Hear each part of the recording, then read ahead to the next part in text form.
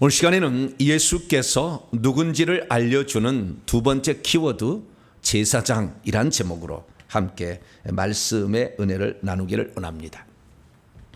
오늘도 거룩하고 복된 주의 날에 주님 앞에 나와서 예배드리고 또 온라인으로 함께 예배드리는 모든 사랑하는 성도들을 주님의 이름으로 축복하고 사랑합니다.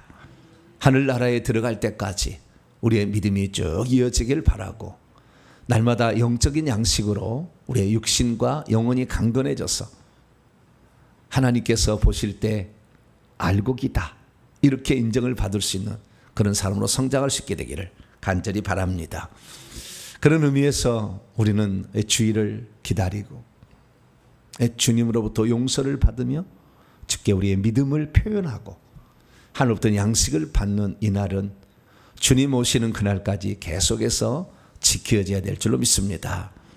대한민국은 환난이나 적그리스도의 짐승이나 이런 치하에 들어가지 아니하고 끝까지 하나님만 잘 섬기고 또 유튜브도 차단되지 아니하고 이렇게 방송이 계속될 수 있는 그런 나라가 될 수 있기를 간절히 바랍니다. 예수님이 누구신가에 관한 기록이 성경입니다. 그래서 성경에 관하여 살펴보고 있는데요. 우리는 성경을 어떻게 봐야 되느냐? 성경을 볼 때는 예수님을 발견하는 약도다. 이렇게 생각하면서 성경을 읽어야 합니다. 왜냐하면 성경은 내게 대하여 예수님 말씀하셨습니다. 너희가 유대인들아 너희가 성경에서 영생을 얻는 줄 생각하고 성경을 연구하고 있지만 이 성경은 곧 내게 대하여 예수님이 하신 말씀 내게 대하여 증언하고 있다 이렇게 말씀하고 있기 때문이죠. 그래서 우리는 성경에서 예수님을 발견해야 가장 성경을 잘 본 것이고 잘 읽은 것이고 성경을 잘 공부하는 것이 되는 것이죠. 예수님이 발견되지 않는 성경 읽기는 의미 없는 거예요. 지식 자랑하는 것입니다. 예수님이 우리에게 들어와야 생명이 되고 능력이 되기 때문에 우리는 성경을 볼 때마다 늘 예수님을 발견하기 위해서 눈을 부릅뜨고 어떻게 해요? 눈을 부릅뜨고 성경을 이렇게 보셔야 될 줄로 믿습니다. 그래서 성경을 보게 되는데 성경은 크게 신약과 구약과 신약으로 나눠집니다. 구약은 오실 예수님에 대해서 예언한 기록이라고 한다면 신약은 오신 예수님의 성취를 기록하고 있는 것이죠. 그래서 예수님이 누군지를 보려면 예수님의 일대기를 공부를 해야 되는 거죠. 그래서 우리가 옛날 어릴 때 보면 누구의 일대기 이렇게 공부를 하잖아요. 그렇지 예수님의 일대기를 공부를 해야 되는 거예요. 그래서 예수님의 일대기는 어디에 나느냐? 마태복음, 마가복음, 누가복음, 요한복음이라는 이 복음서에 예수님의 일대기가 기록이 되어 있죠. 그런데 우리 주 예수님은 사람뿐만 아니라 하나님이셨어요 또. 그렇기 때문에 일대기로 제한할 수가 없어. 우리는 태어났다가 죽는 것으로 일대기를 쓰지만 예수님은 제한할 수가 없죠. 그래서 예수님이 사람으로서 이 땅에 살다간 흔적의 일대기는 마태, 마가, 누가, 요한복음을 읽으면 되지만 그분이 항상 살아서 계시는 하나님으로서는 마태, 마가, 누가, 요한복음에 제한할 수가 없는 거죠. 그래서 지금도 살아계셔서 일하시는 하나님을 보려면 요한계시록을 봐야 돼요. 할렐루야. 그래서 우리는 요한복음 비롯한 마태, 마가, 누가복음, 공관복음서와 그리고 요한계시록을 통하여 예수님의 일대기가 아니라 전대기? 죄송합니다. 우리가 한번 표현이 어렵네요. 자, 우리가 예수님의 전체를 볼 수 있는 눈을 길러야 되는 것이죠. 그래서요, 제가 예수님의 일대기와 그리고 예수님의 승천하셔서 하늘에 계시는 이 장면, 영원히 계시는 그 예수님을 종합해서 이렇게 딱 정리를 해봤더니 제가 그것만 연구를 한 20년 이상 해봤어요. 연구를 해봤더니 딱 두 가지로 예수님은 알려면 이렇게 예수님이 신약 성경에 정의되어 있더라라는 겁니다. 첫째는 예수님이 누구시냐 하는 관점에서 기록이 되어 있습니다. 그러니까 예수님이 누구시냐? 그 예수님은 첫째요. 예수님은 그리스도시요 살아계신 하나님의 아들이다. 이 관점에서 기록이 되어 있습니다. 그것은 시몬 베드로의 신앙 고백이라고 하죠. 뿐만 아니라 요한복음 20장 28절에 하면 도마의 신앙 고백이 나오는데, 이것은 예수님이 주 하나님, 전대기, 모든 시간 밖에 계시는 그분까지 포함하는 것이요 주 하나님이다, 이렇게 정의를 내릴 수가 있게 됩니다.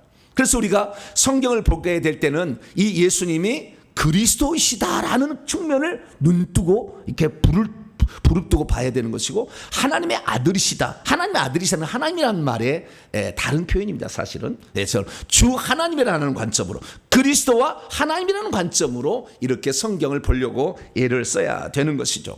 이것이 첫 번째 신약 성경에 나타난 예수님이에요. 두 번째는 뭐냐면 그분이 무슨 일을 하셨느냐, 그분이 무슨 일을 하셨느냐, 요거 무슨 일하러 오셨거든요.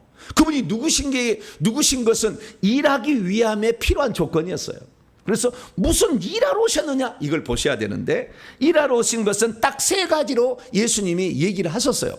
첫 번째는 내가 온 것은, 인자가 온 것은 사람의 아들로, 내가 사람으로 이 땅에 온 것은 섬김을 받으려 함이 아니라 도리어 섬기려 하고 내 목숨을 많은 사람의 대속물로 주려고 왔다, 대속제물로 주려고 왔다, 이렇게 얘기를 한다는 거죠. 그래서 예수님을 신약성경에 볼 때 우리를 위한 속죄제물로 볼 수 있어야 됩니다. 두 번째는 뭐냐, 요한복음 10장 10절인데 도둑이 오는 것은 도둑질하고 막인 거예요. 도둑은 이 막인데요, 도둑질하고 죽이고 멸망시키는 것뿐이지만 내가 온 것은 양들로, 이 나를 따르고 믿고 따르는 사람들로 하여금 생명을 얻게 하고 더 풍성히 얻게 하려고 왔다. 그러니까 예수님이 이 땅에 오신 목적은 속죄 주는 자로 왔고, 두 번째는 생명 주는 자로 왔다, 이렇게 정의할 수가 있어요. 근데 이것은 우리 인생들만 있는 것이고 전 우주적인 것으로 포함하는 하나가 더 나갑니다. 그것은 요한 1서에 나와 있는데요, 이것도 요한이 얘기하는 거예요. 요한 3장 8절에 죄를 짓고 있는 자는 마귀로부터 있어요. 다 마귀에 속해 있습니다. 그렇기 때문에 우리는 이 마귀를 따라가지 말아야 되는데, 마귀가 자꾸 우리를 유혹한다는 말이죠. 그래서 하나님의 아들이 이 땅에 나타나신 것은 마귀의 일을 멸하러, 폐지시키고 무효화시키기 위해서 이 땅에 오셨다, 이렇게 말씀하고 있는 것이죠. 그래서 우리는 예수께서 이 땅에 왜 오셨는가, 누구신가? 그리스도시고 하나님의 아들이시며 주 하나님이시다. 근데 그분은 무엇 때문에 이 땅에 왔는가? 우리에게 죄를 속량하시기 위해서 오셨고, 생명을 주시기 오셨고, 마귀를 멸하러 오셨다. 이렇게 정리하면 신약 성경이 다 정리가 된 거예요. 마태복음부터 요한계시록 27권의 성경이 다 정리가 된 것입니다. 그런데 이런 정리를 제가 또 다르게 측면으로 정리를 하면은, 예수님이 누구시냐 했을 때는 직분과, 그러니까 예수님이 하신 일과 예수님이 누구시냐를 합쳐져서 하나로 딱 정리하면, 예수님은 100% 사람으로 오셨고 100% 하나님으로 오셨다, 이렇게도 정의할 수가 있어요. 사람으로 오신 것은 그리스도라는 직무를 수행하러 오신 거예요. 사람으로 오신 이유는 그리스도라는 직무를 수행하여 오신 것이고, 하나님으로 오신 것은 그분이 우리에게 생명을 주고 마귀를 멸하러 오신 거예요. 그리스도라는 그 직무를 수행하기 오셨기 때문에 예수님이 사람이 되셔야 했던 이유는 그리스도라는 직무를 수행하려고 그런 거예요. 그러면 그리스도라는 직무는 뭐냐? 구약 성경에 보니까 그리스도라는 말은 메시아라는 말이었는데, 히브리어는 메시아, 헬라어는 그리스도. 근데 이 말은 기름 부음을 받은 자란 뜻이에요. 기름 부음을 받은 자는 딱 세 종류의 사람에게 직분을 수행할 때 기름을 부었어요. 첫째는 왕, 두 번째는 제사장, 세 번째는 선지자, 이렇게 부었다는 것입니다. 그래서 제가 이 예수님이 누구시냐라는 것을 이 땅에 사람으로 오신 분이다, 그분은 그리스도의 직무를 수행하러 오셨다, 그리스도의 직무로 첫째 직무는 왕직이다 해서 왕직에 관하여 설교를 한 편 했어요. 그래서 새벽 기도회 때 했으니까 찾아보시고, 두 번째는 이제 제사장으로 오셨다는 측면에 관하여 오늘 말씀을 살펴보려고 합니다. 그렇습니다. 예수님이 이 땅에 오신 것은 왕직을 수행하려고, 제사장직을 수행하려고, 선지자직을 수행하려고 이 땅에 오신 것이죠. 그러면 예수님이 어떻게 해서 제사장이 되셨으며 그 제사장의 직무를 수행하신 이유는 무엇이었을까요? 왜 예수님은 제사장의 직무를 수행하지 않으면 안 되었던 것일까요? 그래서 하나님이 사람이 되실 수밖에 없었던 이유는 대체 무엇이었을까요? 오늘 본문 말씀은 예수께서 더 좋은 언약의 중보자가 되어주시고 우리를 구원하기 위해서 영원히 온전하게 된 아들로서 대제사장이 되셨다라고 말씀하는 부분입니다. 예수께서는 레위지파 아론의 자손으로 태어나지도 않았는데 어떻게 온 인류를 위한 제사장의 직무를 감당할 수 있었을까요?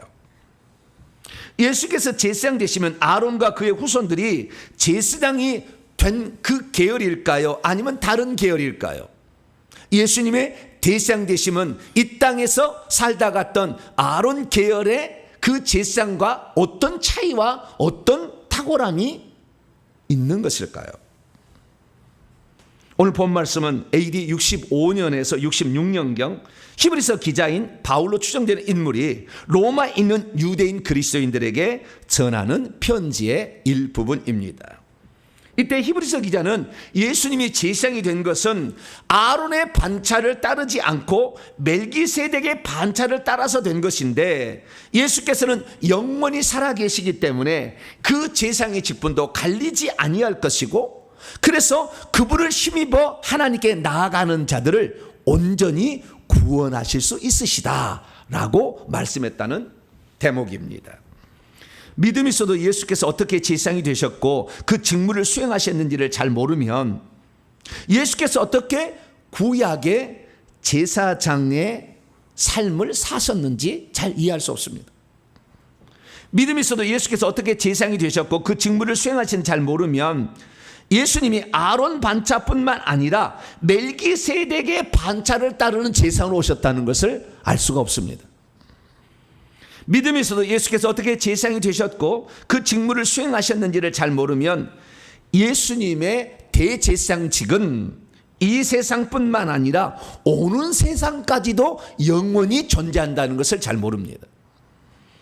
믿음이 있어도 예수께서 어떻게 제사장이 되셨고 그 직무를 수행하셨는지를 잘 모르면 예수께서 인류를 구원하시기 위해서 제사장으로 오셨고 제물로 오셨고 성막으로 오셨다는 것을 보지 못합니다. 믿음이 있어도 예수께서 어떻게 제사장이 되셨고 그 직무를 수행하셨는지를 잘 모르면 모든 인류의 죄가 예수님을 힘으면 용서받을 수 있고 생명을 얻는다는 사실을 잘 모를 수 있습니다.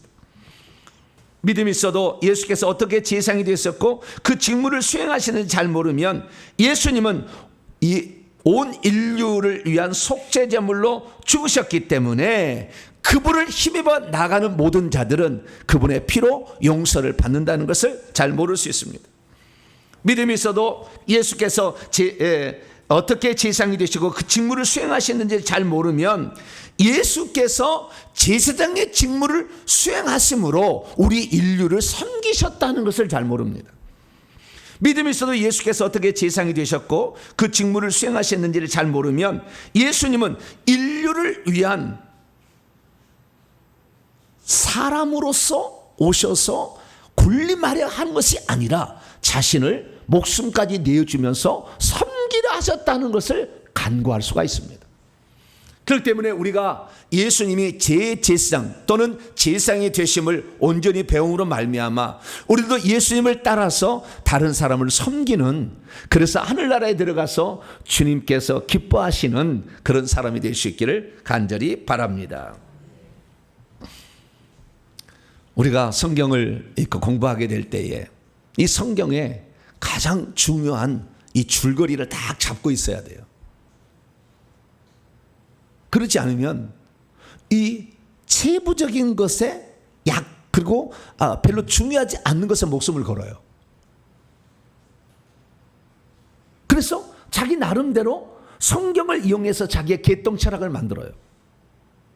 그래서 자기 나름대로의 삶을 성경을 통해서 정당화시키는 용도로 성경을 사용해요. 그러니까 성경이 말씀하신 바를 듣는 것이 아니라 내가 성경을 인용해서 나의 필요를 위한 것으로, 나를 세우기 위한 것으로 내 인생을 이렇게 나는 잘 살고 있다는 걸 자랑하는 수단으로 성경을 볼 수가 있는 거죠. 그래서 우리는 성경을 보게 될 때 성경은 예수 중심적으로 봐야 됩니다. 할렐루야. 네, 하나님 우리에게 무엇을 주시고자 하는 것이냐라는 그 중심적으로 봐야죠. 그래서 하나님께서 뭘 주시려 하는 거냐? 첫째는 속죄를 주려 하는 것이고, 두 번째는 생명을 주려 하는 것이고, 세 번째는 마귀의 일을 멸하려 하십니다 라는 관점에서 계속 성경을 보게 될 때 우리는 성경 하나하나가 소중하고 그리고 귀하게 다가올 수 있다는 것이죠. 그래서 예수께서 결국에 인류를 위해서는 두 가지를 한 거예요. 하나는 속죄 주는 것이고요, 하나는 생명 주는 거예요. 그리고 온 우주를 봐서는 마귀의 일을 멸함까지 한 거예요. 그래서 이 세 가지의 관점으로 우리가 성경을 볼 때 성경을 가장 잘 본 것이다. 그래서 우리는 성경을 봄으로 예수 그리스도를 믿어서 회개를 통해서 속죄를 받아야 되는 것입니다. 할렐루야. 성경을 자기의 성공 수단으로 볼 게 아니라 속죄를 받기 위한 용도로 봐야 된다는 거죠. 그것은 예수의 피가 우리의 죄를 속하게 되는데, 예수의 피는 믿는 자가 회개할 때, 요한서 1장 9절, 만일 우리가 우리 죄를 자백하면 그는 미쁘시고 의로우사 우리 죄를 사하시며 용서하신다. 모든 불의 소리를 깨끗게 하신다. 그래서 우리가 이 예수 그리스도의 속죄 은총을 받으려면 늘 회개를 해야 될 줄로 믿습니다. 그래, 예수님의 그 속죄 은총을 받기 위해서 우리는 회개할 뿐만 아니라 회개하는 자들에게 성령을 보내셔가지고요, 우리의 생명을 주신다는 거잖아요. 그래서 우리는 그 생명을 얻어야 됩니다. 그래서 우리가 회개하는 것은 귀신을 내보내고 성령을 충만하게 해서 생명을 더 풍성하게 얻기 위해서 우리는 그렇게 하고 있다는 것을 알아야 되는 것이죠. 사실 하나님께서 우리에게 이 속죄 주는 것은요, 이것은 원래 없던 플랜 B로 간 거예요. 원래는 생명 주려고 온 거예요. 답은 생명을 주려 했는데 죄를 지은 상태에서 영원히 살게 되면 영원한 멸망을 받을 수 있기 때문에 죄를 먼저 속죄하기 위해서 먼저 예수님이 십자가의 피를 흘린 것이지, 원래는 성령을 통해서 우리가 생명 주려는 것이 원칙인 거예요.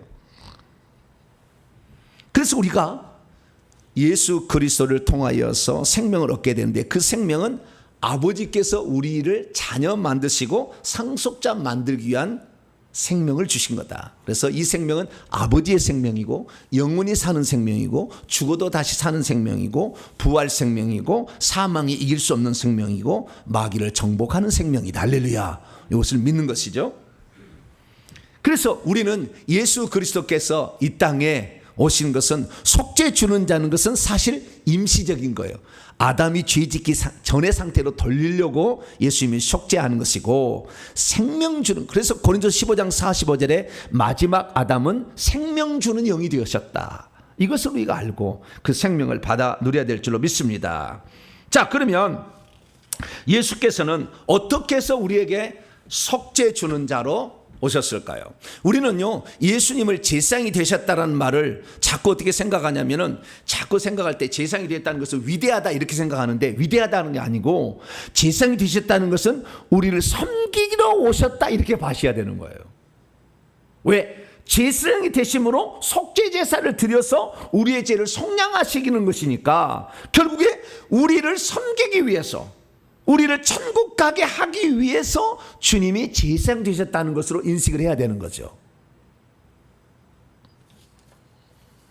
그래서 예수께서 우리에게 속죄 주는 자로 오셔서 해야 될 일은 뭐냐? 속죄가 일어나려면 세 가지가 반드시 필요합니다. 속죄가 일어나려면 첫째, 재물이 있어야 돼요. 재물이, 대신 죽어갈 흠없는 재물이 있어야 돼요. 그래야 속죄가 일어납니다. 대신 용서가 일어나는 거죠. 두 번째는 뭐냐면, 이 제사를 지내줄 제사장이 필요해요. 사람이. 그 제사장이요. 그리고 아무 데나 하면 안 돼. 하나님 앞에서 해야 돼. 그게 성막이에요. 하나님께 제사를 드리는 장소가 필요하죠. 그래서 우리는 반드시 세 가지가 필요하는 것입니다. 그래서 예수 그리스도께서 우리를 위하여 이 세 가지가 다 되신 거예요. 그렇게 성경을 봐야 돼요. 그러니까 많은 사람들이 교회를 나오게 되면 예수님이 우리 죄를 위하여 속죄 제물로 죽으셨다, 화목 제물로, 요한일서는 화목 제물로 죽으셨다 이런 말도 나와요. 네, 5대 제사 가운데 속죄 제사, 화목제 제사가 있거든요. 번제, 소제, 화목제, 속죄제, 속건제에 있으니까. 그래서 두 가지 정도로 보는데 예수님이 제사장이다라는 측면 하나를 봐야 되는 거예요. 속죄 제물만 있어가지고 제사가 드려지는 게 아니거든. 제사가 있어야 되거든. 그리고 이 제사를 드리는 장소가 합법적인 하나님 앞에 있어야 돼. 하나님 앞에. 거기서 해야 돼. 다른 데서 하는 거 쓸데없어. 산꼭대기 올라가서 거기서 제사를 드린다고 되는 게 아니에요. 구약시대는 아직 성전이 지어지기는 임시로 허락했을 뿐이요. 그 다음부터는 산당을 다 허물러라. 모든 산에 있는 다 제단을 허물러라. 주님이 그렇지 않았었습니까? 그래서 하나님이 그 이름을 두시려고 세운 그 장소를 가야 된다. 예, 예루살렘 성전으로 가야 된다. 이렇게 말씀을 하신 거 아니겠습니까? 그래서 우리는 예수님이 이 땅에 제물로 오시고 제사장으로 오시고 성전으로 성막으로 오셨다라고 성경을 보게 되면 속죄에 대한 완전한 그림을 볼 수가 있게 되는 것이죠. 그러면 예수님께서 속죄 제사를 드리기 위해서 우리 죄를 속량하기 위해서 십자가에 죽으셨는데 십자가에 죽으셨을 때에 그것은 우리의 죄를 용서하기 위한 뿐이었느냐? 그러진 않아요. 그것은 큰 목적의 하나입니다. 자, 먼저 봅니다. 히브리서 10장 12절 말씀 보면 예수 그리스도는 죄들을 위하여 하나의 영원한 제사를 드리시고 하나님 우편에 앉으셨다. 그러니까 예수님 우리의 속죄 제사를 드리기 위해서 오셨다라고 말해서 결국 이것은 죄들의 용서를 가져오는 거잖아요. 그런데 이것만이 아니었어요. 하나가 더 있어요.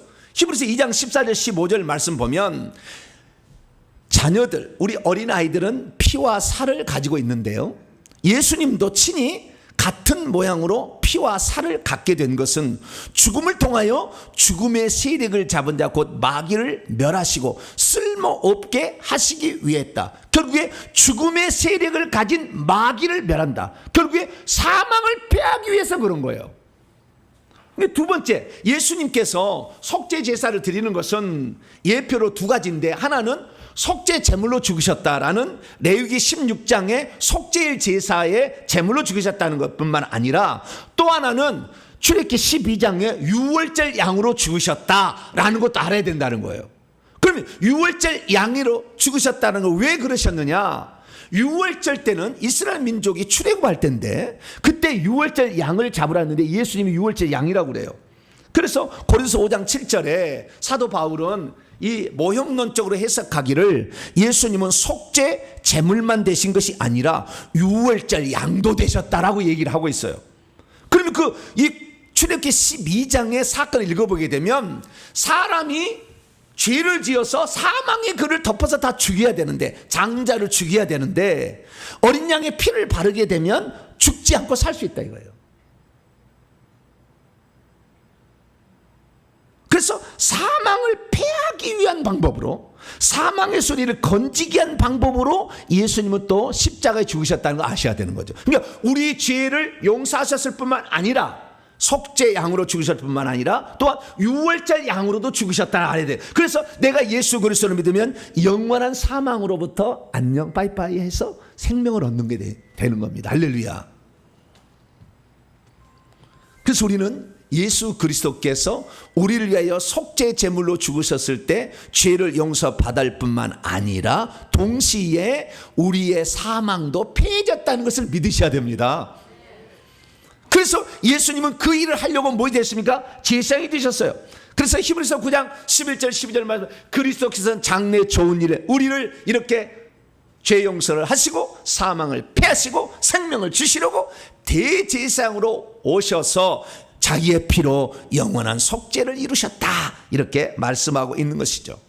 그래서 저와 여러분의 제사장은 누구시다? 예수님이다 라는 것을 기억해야 됩니다. 두 번째는 그분이 우리 죄를 위한 흠없는 속죄 제물이다 라는 것을 기억해야 되는 겁니다. 히브리서 9장 26절에도 예수님은 자기의 몸을 단번에 제물로 드렸어요. 그래서 그분이 몸이 제물이 되셔서 십자가에서 죽으시려고 세상 끝에 나타나셔서 그 일을 하셨다라고 말씀하고 있는 것이죠. 사도 바울도 이 부분에 대해서 더 많이 언급을 했는데요. 그리스도께서 우리를 위하여, 우리를 대신하여 자기 자신을 내어주심으로 향기로운 제물과 희생 제물로 하나님께 드리셨다. 그래서 예수님이 이 땅에 오신 것은 제사장으로 오신 것이고 제물로도 오셨다. 할렐루야. 두 가지 측면을 반드시 알아야 되고, 마지막으로 하나는 그분이 우리에게 제사 드리는 성막으로도 오셨다.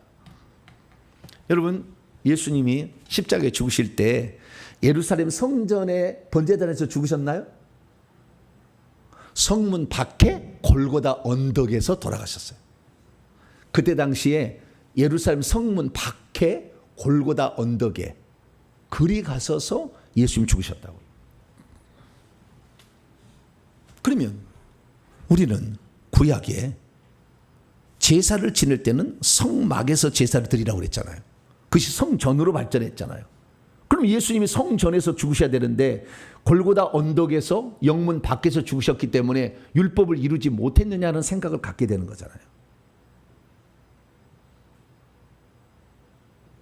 그분이 제물 되신 것은 맞고, 왜? 세례 요한에게 세례를 받을 때 그 다음날 세상 죄를 지고 가는 하나님의 어린 양이 되셨다 했으니까 그건 맞아. 그리고 예수님이 그 제사를 집례하는, 본인이 직접 집례하는 제사장이 되셨으니까 그것도 맞아. 그런데 예수님이 죽으신 장소가 골고다 언덕이라고죠. 그러면 맞지 않는가라는 생각을 가질 때가 있어요. 그런데 성경은 뭐라고 얘기하느냐? 잘 보셔야 돼요. 요한복음 1장 14절 보니까, 요한복음을 보셔야 돼요. 말씀이 육신이 되셨대요. 사람이 되신 거예요. 그리고 그분이 우리 가운데 거하셨는데, 우리 가운데, 우리 안에 거하셨다. 이 인간들 안으로 오셨는데 어떻게 하냐? 거하셨다는 말이 메노, 머무르셨다는 말이 아니고요, 스케노라고 되어 있어요. 스케노라는 건 스케네, 장막을 치셨다는 말이에요. 스케네를 치셨다, 스케노 했다는 거예요. 그러니까 뭡니까? 말씀이 육신이 되심으로 예수님은 우리 가운데 성막이 되셨다. 할렐루야. 이렇게 얘기를 한다 그 말이에요. 개역 성경은 1000번 10,000번을 봐도 몰라. 절대. 성경 원문을 알아야 돼요. 그래서 목사들은요, 정신 차려야 돼요. 왜? 성경 원문으로 봐야 돼. 성경 원문을 보지 못하면 예수님을 빈약하게 보는 거예요. 성경은 정확한 말합니다. 이 우주에 지구를 짓는데 지구의 중심은 에덴 동산이었어요. 근데 그게 파괴됐어요. 나중에 그 지구의 중심을 예루살렘으로 바꿉니다. 예루살렘 바꾸는데 그 예루살렘 뭐 하려고? 제사를 지내려고. 거기에서 그 제사의 중심은 번제단인데 그 번제단에서 제사를 지내려고 한 건데, 그 번제단이 뭐냐? 제물이 죽는 장소다 그죠. 그래서 우리는 이 성막이 이 성전으로 발전되어서 이 이스라엘 민족이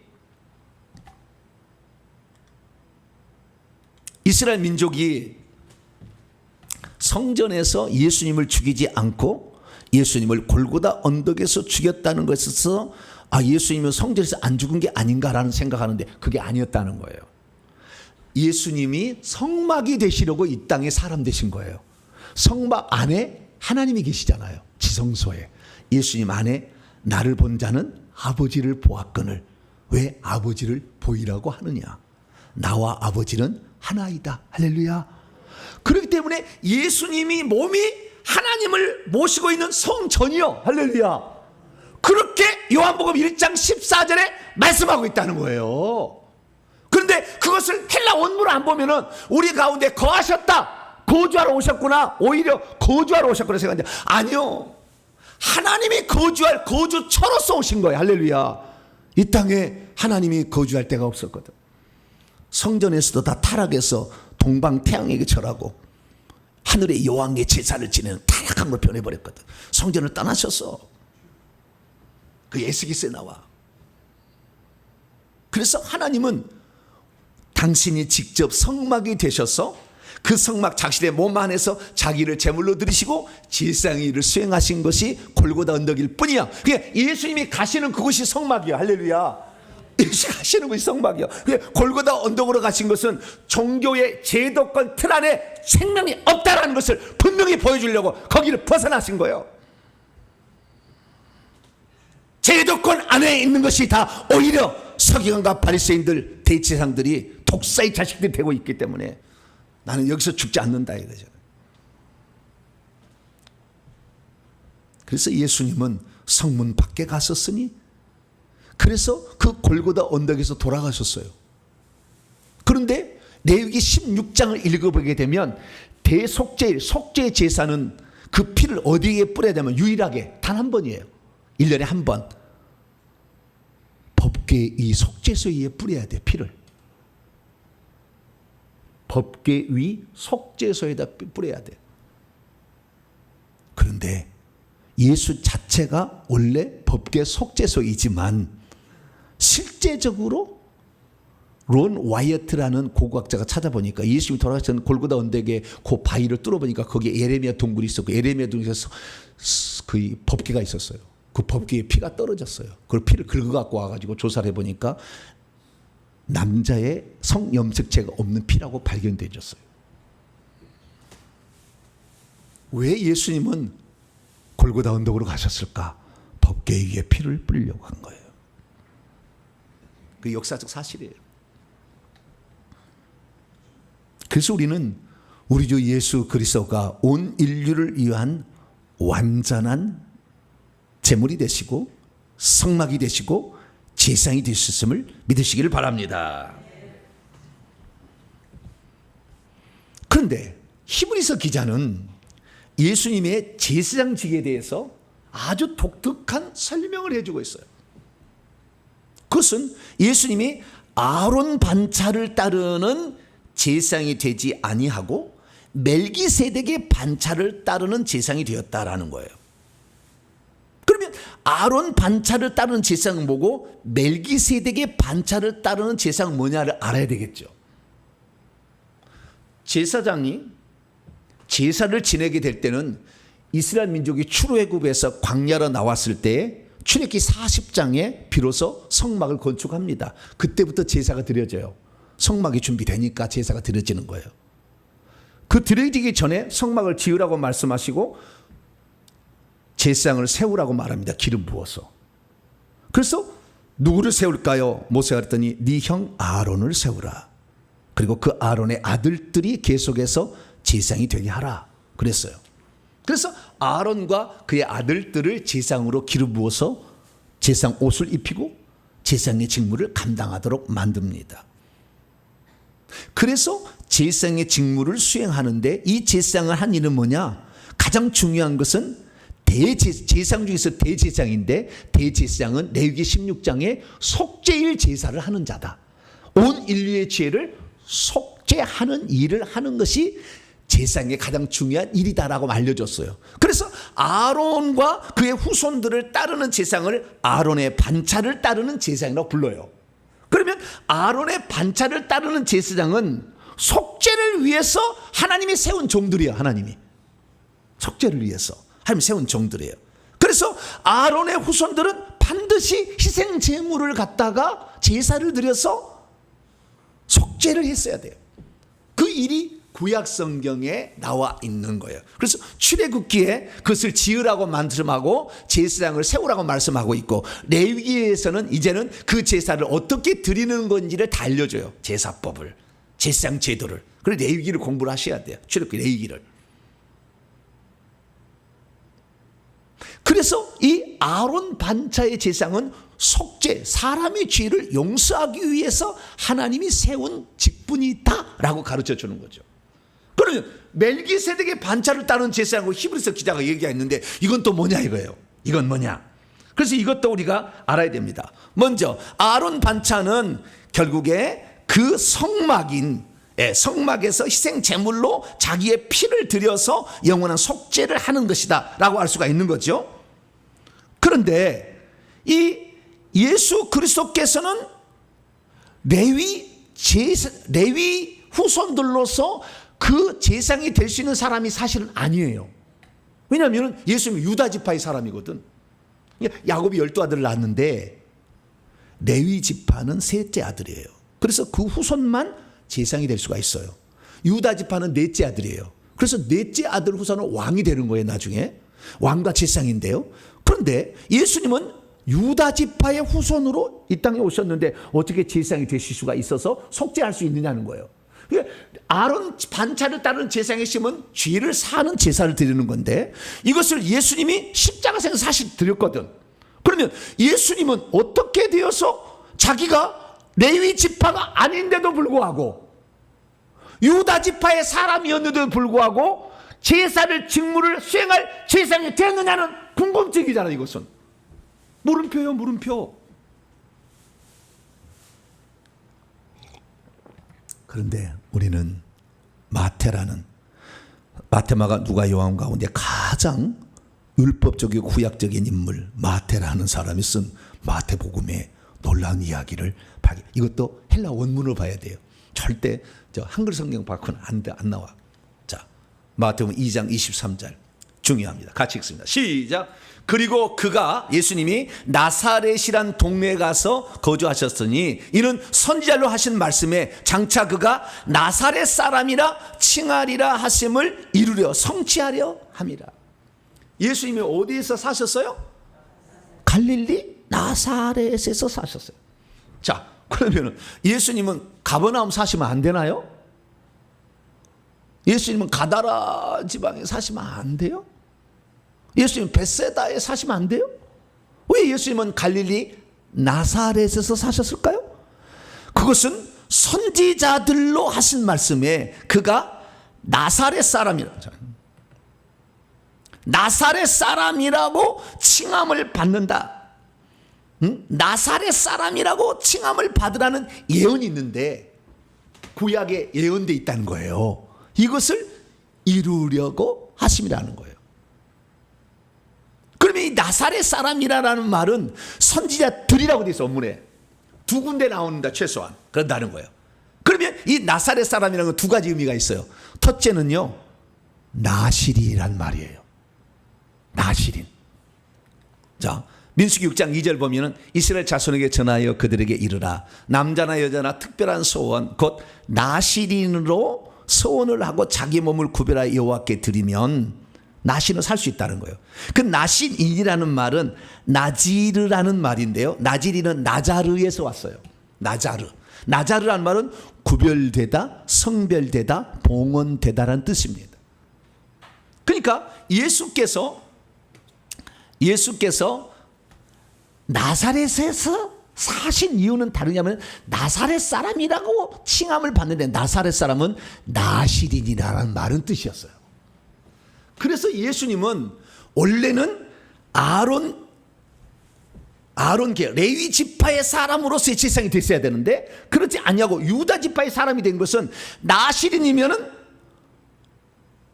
레위 지파 사람이 아니도 하나님께 소원을 해버리면 제사장의 직무를 감당할 수 있어요. 그래서 우리는 구약 성경에 나시나 썼던 두 가지 핵심 인물을 알아야 되는데 하나는 사사기 13장에 나오는 삼손, 사무엘상 1장부터 나오는 사무엘. 이 두 사람이 나실인이에요. 나실인. 구별돼서 성별돼서 머리를 자르지 않냐고 술을 먹지 않냐고 시체를 가까지 않는 그런 존재로서 나시로 구별된 사람이에요. 그래서요 천국에 가면요 삼손이 대단한 인물입니다. 나실인이었어요. 대단한 인물이에요. 천국에 나중에 가보세요. 두 번째는 사무엘인데 사무엘은 에브라임 지파 사람이었는데 대제사장의 직무를 감당해. 왜? 제사장계가 타락해버렸거든. 제도권이. 당시에 대제사장과 그의 아들들이 아주 타락해버렸어. 그래서 하나님은 사무엘을 나실인으로 써가지고 에봇을 입고 대제사장 직무를 감당케 하는 거예요. 그의 아들은 안 됐어요. 왜냐하면 그 소원 안 했거든. 그리고 신약에 들어와서는 세례 요한이 누가 보면 1장을 보면은 포도주와 독주를 마시지 않는 나신에 딱 나와. 그래서 예수 그리스도께서는 어떤 분이냐? 유다 지파의 사람이었지만 나실인으로서 자신을 하나님께 드렸어요. 할렐루야. 자기를 드렸다고. 그래가지고 그 나실인으로서 대제사장의 직무를 감당함으로 속죄 제사를 이룬 것입니다. 할렐루야. 그래서 아론 자손으로 예표된 속죄를 이루셨어. 그런데 예수님은 또 한 가지 더 중요해.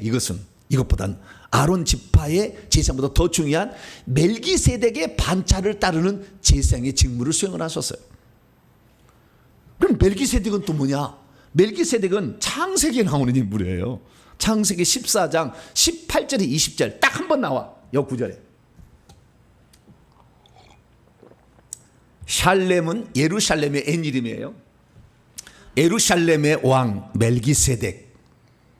멜기세덱은 체데크라는 의에다가 말라크라는 왕에 합쳐진 거예요. 의의 왕이라는 거죠. 샬렘은 평강입니다. 평화의 왕, 의의 왕. 이가 떡과 포도주를 가지고 나왔어요. 누구한테? 아브라함에게 왕 거예요. 그런데 그의 신분을 소개하고 있는데 그는 제사장이었대요. 지극히 높으신 하나님의 제사장이었더라. 그가 아브라함을 축복하러 온 거예요. 이 아브라함에게 나온 이유는 두 가지였어요. 첫째는 뭐요? 떡과 포도주로 공개하려고. 왜? 전쟁에서 승리하고 돌아왔는데 배가 고프잖아요. 네? 뭐가 고파요? 배가 고프면 여러분 나는 손이 막 흔들려. 손이. 여러분 손 흔들려요? 안 흔들려요? 손이 안 떨리시죠? 네. 제가 이번에 코로나를 알아가지고 10일 동안 이렇게 알았더니 3kg가 빠졌네. 3kg. 그래도 걸어가는데요. 헐렁헐렁해요. 헐렁헐렁 이렇게 걸어가는 거예요. 왜 내가 헐렁헐렁하지? 내가 원래 좀 분종이 나간 사람이었는데 키로를 재보니까 3kg가 빠졌네. 1kg가 빠지니까요. 딱 12시, 6시 이렇게 딱 밥을 먹어야 돼. 아침 7시 다 이렇게 먹어야지. 안 먹으면 1시간만 해도 손이 떨리려고 그래. 그 사람은 밥을 먹어야 되는데 이 아브라함이 전쟁하러 318명을 데리고 와서 자기 조카 롯을 구출하고 왔는데 얼마나 멀리 가서 갔다 왔어요. 잘 갔다 왔잖아. 너무 배가 고프는 그를 위해서 먹이려고 뭐요? 떡과 포도주의 음식을 가져왔고, 두 번째는 잘했다 축복하려고. 너 잘했다. 잘했다. 조카는 너 구한 거 다행이야. 너는 많은 사람을 구원하는 사람이어야 되지. 그리고 축복하려고 왔다는 거예요. 그러면 축복을 했어요. 뭐라고 했냐? 천지의 주제이시고 지극히 높인 하나님이여 아브라함에게 복을 주시옵소서. 그리고 아브라함이 너희의 대적을 내 손에 붙인 지극히 높으신 하나님을 찬송할지라. 그러니까 아브라함이 떡과 포도주를 공개받고 축복을 받았는데 입 씻어버려? 돼 안 돼요? 안 되니까 자기가 전쟁에서 이겼던 전리품의 10분의 1을 멜기세덱에게 11조로 바쳤다. 이렇게 나오는 거예요. 근데 예수님이 뭐냐? 멜기세덱이 제사장이었는데, 왕이면서 제사장이 이 사람이에요. 왕이면 제사장인 거예요. 멜기세덱이 왕이었는데 이 왕은 군림하고 다스리는 것이 아니라 제사장으로 섬기러 온 거예요. 뭐요? 떡과 포도주로 섬기려고, 공개하려고 온 거잖아요. 축복하려고 온 거잖아. 그래서 제사장이 좀 다르다는 겁니다. 자, 잘 보세요. 들어보세요. 아론 반차의 제사장이 필요한 것은 제사 드리려고 한 거예요. 죄인에게 필요한 거예요. 멜기세덱은 죄인에게 필요한 거예요? 이긴 자에게 필요한 거예요. 전쟁에서 이긴 자에게 필요한 거예요. 아시겠죠? 이쪽은 뭐예요? 죄인에게 필요한 거예요. 여기는 뭐예요? 이긴 자들에게 복 주려고 필요한 거예요. 떡과 포도주를 공급하는 거죠. 제사장은 제사장이라. 그래서요, 이 멜기세덱의 반차를 떼는 제사장은 원래 제사장이요. 그리고 아론은 죄를 지어서 어쩔 수 없이 생긴 제사장이요. 그래서 예수 그리스도께서 이 땅에 오셔서 하신 것이 일이 뭐냐? 돌아가시기 직전에 두 가지를 하셨어. 하나는 제자들에게 성만찬을 집행하셔서 떡과 포도주를 나눠준 거예요. 그리고 축복을 하셨어. 이거 요한복음 17장 대제사장직 기도에 나와. 제사장 이 아들에게 축복한 거예요. 그래서 마태복음 26장 26, 28절을 보니까 예수께서 떡을 취하여서 내 몸이라고 잔을 피를 포도주를 가지고 그것을 죄사함을 얻게 하는 나의 피라 이렇게 얘기했다고죠. 성찬식을 한 거예요. 뭐요? 멜기세덱이 제사장 일을 한 거예요. 두 번째는 뭡니까? 요한복음 17절에 보니까 그 성찬식 이후에 하나님께 기도를 드려. 이 제자들을 위하여 축복하는 기도를 드려줘. 나는 세상에 떠나갑니다. 그러나 제자들은 이 세상에 있지 않습니까? 거룩하신 아버지여, 내게 주신 아버지의 이름으로 이들을 지켜주시고 이들도 하나가 되어서 하나님의 복음을 증언하고. 그렇게 복을 빌어주는 일을 했어요. 뭔 일을 한 겁니까? 예수님이 멜기세덱의 제사장 일을 한 거예요. 할렐루야. 그 두 가지를 한 거라니까. 근데 우리는 교회 다니면서 성만찬은 성만찬이었지 멜기세덱이 제사장 일을 하고 있다는 거 한 번도 생각을 안 해. 왜 그럴까요? 눈이 당달봉사라 그런 거예요. 당달봉사 모르시죠? 옛날 말이요, 옛날 말. 어르신들도 알아. 이정도 권사님은 아실 거예요. 당달봉사. 눈을 뜨긴 떴으나 보지 못하는 그 장애인을, 시각장애인을 당달봉사라고 옛날에 그랬어요. 왜요? 성경을 크게 못 보잖아. 예수를 발견하는 관점으로 못 보니까 그런 거지. 예수님 누구시냐? 제사장이라는 관점으로 봤으면 보였었는데 그걸 보지 못했잖아요. 예수님은 떡과 포도주, 떡은 생명이고요, 포도주는 속죄예요, 사실. 그래서 이게 다 포함하는 겁니다. 임시로 주어진 아론 반차의 것 다 포함한 거라고. 그래서 예수님은 아론 반차뿐만 아니라 멜기세덱의 반차를 따르는 제사장이라고 히브리서 기자가 해석을 해놓은 거예요. 할렐루야. 그래서 우리가 예수님이 제사장직을 배우려면 히브리서를 공부를 해야 돼, 안 해야 돼요? 공부를 해야지. 그러니까 출애굽도 공부를 해야 되고 사사기, 삼순도 공부해야 되고 사무엘상, 사무엘도 공부를 해야 되고 제사를 지내려면 유월절 장까지 하려면 출애굽도 공부를 해야 되고 제사 제대로 가면 레위기도 공부를 해야 되잖아요, 구약에. 그리고 그 제사장의 직무가 무엇인지를 다시 한번 강력하게 설명하는 책이 구약에 하나 있으니 그것이 에스겔서예요. 에스겔서 16장부터 제사 얘기가 나와. 대제사장 직무는 뭐다고 다 나와. 여기 에스겔서에 나와. 16장부터 46장까지 나와요. 그래서 우리는 에스겔 강의도 또 제가 몇 강을 했는지 모르네요. 거기도 강의를 또 밤이고 낮이고 또 들어봐야 돼요. 에스겔 강의를. 자, 정리합니다. 예수님은 제사장은 제사장이었는데 아론 반차를 따르는 제사장으로 속죄를 하실 뿐만 아니라 멜기세덱의 반차를 따라서 우리에게 생명을 주시고 우리에게 속죄를 주시고, 할렐루야, 우리에게 복을 빌어서 우리로 하여금 이 세상에서 마귀를 이기고 천국에 들어갈 수 있도록 복을 빌어준 제사장의 직무를 감당하셨다. 할렐루야. 그래서 예수님은 제자들을 섬기는 거잖아, 결국에 따져보면은. 그래서 믿음이란 무엇입니까? 이 땅에 제사장으로 오신 예수님을 따라서 나도 섬기는 자가 되어서 남의 죄를 용서받게 해주고, 죄 용서받아 천국 가게 해주고, 뿐만 아니라 생명을 받게 해주고 그들이 복을 받을 수 있도록 중보 기도해주는 일을 하는 것이 예수님이 바라는 거예요. 할렐루야. 예수님만 제사장 되는 것이 아니라 너희도 왕같은 제사장이 되기를 원한다 라고 얘기한 것은